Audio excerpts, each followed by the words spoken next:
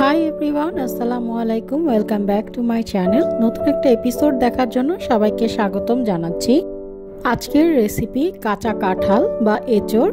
এই কাঁচা কাঁঠাল বা এঁচোড় কিন্তু আমাদের গরমের সময় পাওয়া যায়, আর এই কাঁচা কাঁঠালটা কিন্তু কচি অবস্থায় নিতে হবে।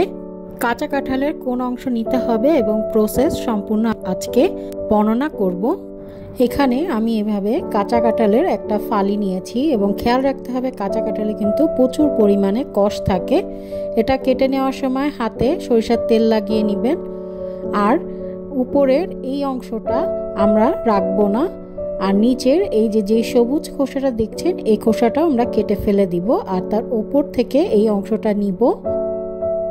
আর এখানে দেখতে পাচ্ছেন বীজ আছে, আর বীজের পাশে যেই মাংসের মতো আছে সেটা রাখবো। আর এই আঁশগুলো আমরা ফেলে দিব, এগুলো কিন্তু আমরা পাকা অবস্থাতেও খাই না। আর এই যে বীজ যেখানে আর বীজের পাশে যে মাংসের অংশটা আছে সেটাও আমরা রাখবো।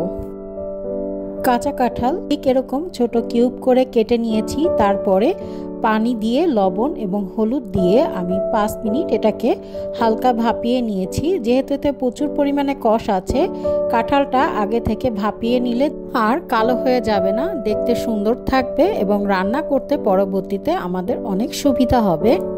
সিজনের সময় কাঁচা কাঁঠালকে ঠিক এভাবে আপনারা যদি সেদ্ধ করে প্রসেস করে নিয়ে ডিপ ফ্রিজে সংরক্ষণ করে রাখতে পারেন, তাহলে সারা বছর কিন্তু এই কাঁচা কাঁঠাল রান্না করে খাওয়া সম্ভব হবে।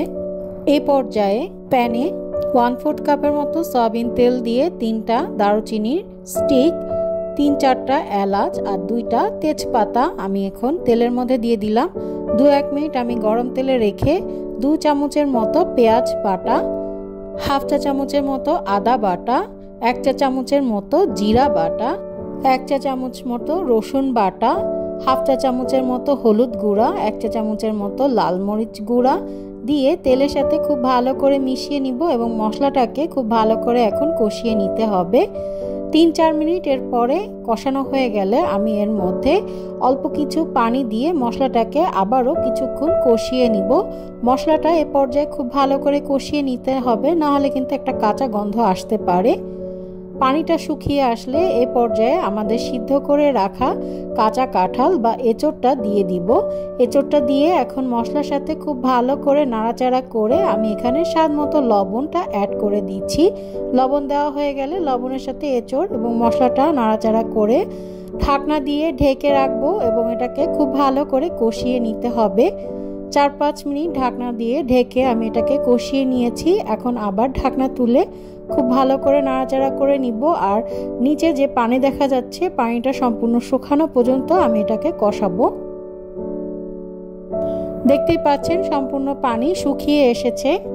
এ পর্যায়ে আমি এখানে 1.5 কাপের মতো নারকেল দুধ ব্যবহার করছি। এই রেসিপিটা আমার মায়ের রেসিপি, সম্পূর্ণ আমার মা যেভাবে তৈরি করেন আমি সেই রেসিপিটাই ফলো করছি। নারকেল দুধ দেওয়া হয়ে গেলে 5-6টার মতো কাঁচা মরিচ আমি মাঝখান থেকে চিড়ে অ্যাড করে দিয়েছি। এখন এর মধ্যে আমি 1.5 চা চামচের মতো চিনি ব্যবহার করছি। নারকেল দুধ যেহেতু দিয়েছি, চিনিটা দিলে তরকারির টেস্টটা অনেক গুণ বেড়ে যাবে। এখন ঢাকনা দিয়ে ঢেকে মিডিয়াম হিটে এটাকে আমি চুলায় রেখে দিব। 4-5 মিনিট পরে ঢাকনাটা তুলে হালকা নাড়াচাড়া করে আমরা তরকারিটা দেখে নিব। আর ভেতর থেকে আমরা যে গরম মশলাটা দিয়েছি সেই গরম মশলাগুলো তুলে ফেলবো, কারণ এগুলোর এখন আর কোনো প্রয়োজন নাই। কেউ চাইলে এই রেসিপির মধ্যে চিংড়ি মাছও অ্যাড করতে পারেন, তবে আমি আজকে সম্পূর্ণ নিরামিষ হিসাবে রান্না করছি।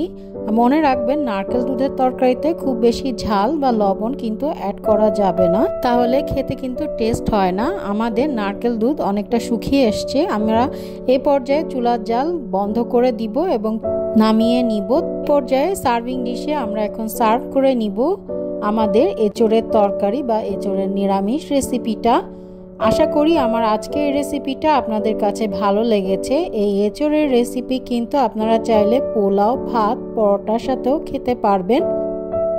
আশা করি আজকের রেসিপিটা আপনাদের উপকারে আসবে। সবাই ভালো থাকবেন। আল্লাহ হাফেজ।